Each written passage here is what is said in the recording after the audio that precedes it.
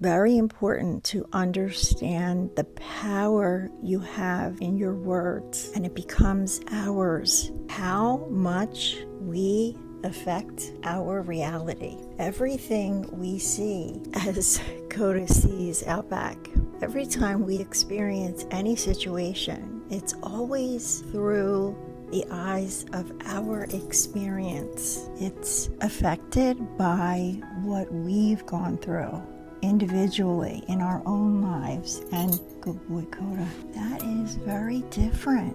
Two people can go through the same exact situation. Those two people can have completely different experiences because of what their life was like when they were little, the way they were responded to or not responded to, the way their caregivers handled life. We, like sponges, we watch and we absorb what's going on around us, and we notice the reactions of our role models, which are our caretakers. I have to pause now because Coda needs to go out. It's probably his 58th false alarm. Be right back. The more we become aware of our patterns, our reactions, the messages we say to ourselves, that good old self-talk that's not always so nice. Live your life in a way that you're curious. If something comes up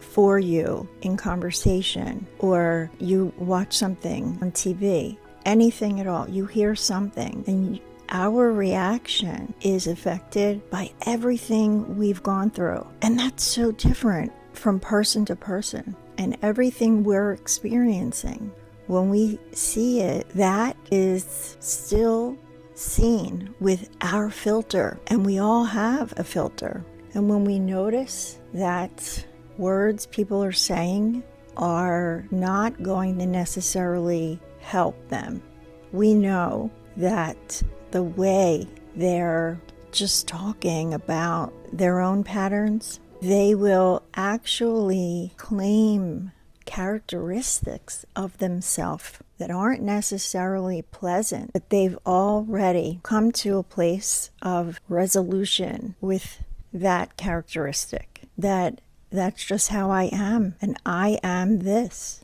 and I am that, even for things that we wouldn't necessarily want. For example, maybe at one point you were impatient when it came time to wait for your partner to be ready to go somewhere. You had a really hard time being patient, waiting. Maybe them taking longer than you gives you a message that is unpleasant, and it's triggering for you for some reason, is actually bringing up something, and it probably has nothing to do with your partner. It happens all the time. It's because you see it through your filter of what it means to you according to what you've gone through and how you were treated when maybe people were waiting for you. It will bring you back. And we develop this whole story. When it's not healed, it can become triggering in the future. Our behaviors are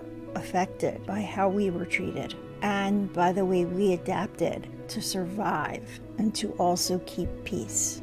We're affected by the things we had to do to keep peace in our home, in our life, in our body. When we were little, we found ways to make things okay, even if it meant not expressing how we really felt, because we knew if we showed those feelings, it would not be okay. We might not be accepted or loved, right? Or we could create anger in a caregiver. And when we're a child, we want to avoid that. That's scary. And so we'll do what we can to stay safe, not realizing what extreme we're really going to in reality. We are just focused on being safe. So then as an adult, we just react, and it feels natural because it's ingrained in us. Our behaviors and our reactions and our feelings and what we're sensitive about and all the ways people said we are. Oh, you're so this. Oh, you're so that. Oh, you never do this, and you never do that, and you always do this. All these rules being repeated and fed to us, whether they're true or not, they become true the more we hear them. The same thing happens when we say things to ourselves, because you keep telling yourself that and you reaffirm it when you say it out loud. It's very important to understand the power you have in your words and in your thoughts. Oh, I can't stay up past 9. Then the next day I feel awful. If that becomes a rule for you and you tell yourself, I can't stay up past 9 because then I have the worst day the next day, guess what? The chances to stay up later one night and having a pretty good day the next day, the chances are going to get smaller and smaller. The more you tell yourself any rule, I'm this, I like this, I don't do this, oh, I don't wear anything with that color. Making up all these rules, it makes our world smaller and smaller and smaller. It can actually start to limit possibilities for you, considerations that you might have for opportunities.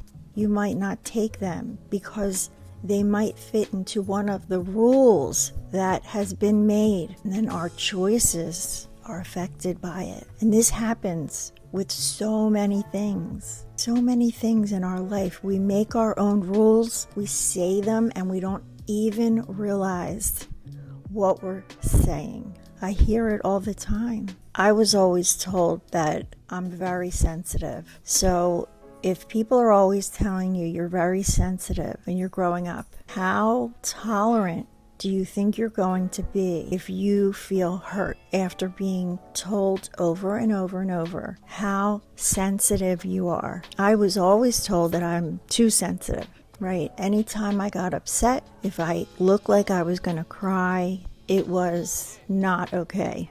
And it was kind of looked down upon. And it definitely made me feel like I was too sensitive.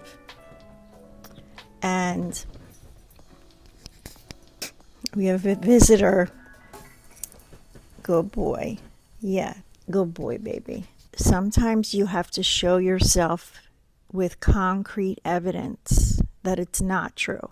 So if you have a thought that you've grown up with and you know it to be true, at least you think it is, but it's limiting you and it's making your world much smaller by reducing your opportunities and your choices because of the rules you have. One way that I find is helpful is if you start making little notes, and you could do that real written notes on paper or just put it in your phone. You can even speak it into your phone. I like to do that. And you can document if you have a limiting belief. So anytime you have a limiting belief that is probably not true, take a chance, just as an experiment. Perform an experiment for yourself and go ahead. If it's not something obviously putting you in danger, something that's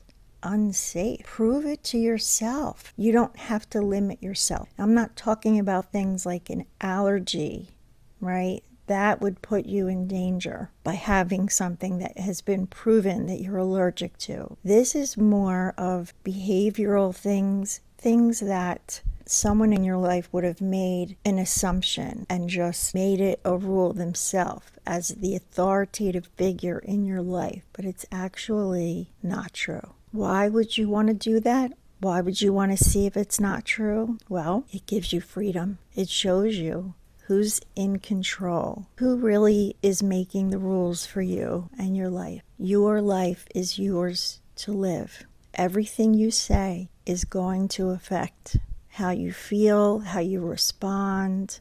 Everything affects us physically, in our body, and our mind, our sleep patterns. We have a lot of influence on what we are allowing in, even if we have to take it slow and just look at one belief at a time, which is probably the best way. Slow and steady. And start with a belief that you know is probably not true. As you were growing up, we just get used to it. After a while, nobody questions it because these statements can become rules the more we repeat them.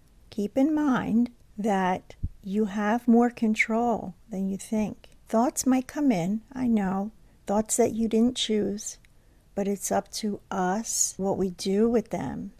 So if something comes up for you that does not feel authentic, it's probably not. And it's something worth investigating because you deserve to have freedom in your life. Feel and believe in what feels natural and right for you in the here and now, because this is all we have. You're in charge. Remember that. I'm sending you so much love and healing light. Namaste.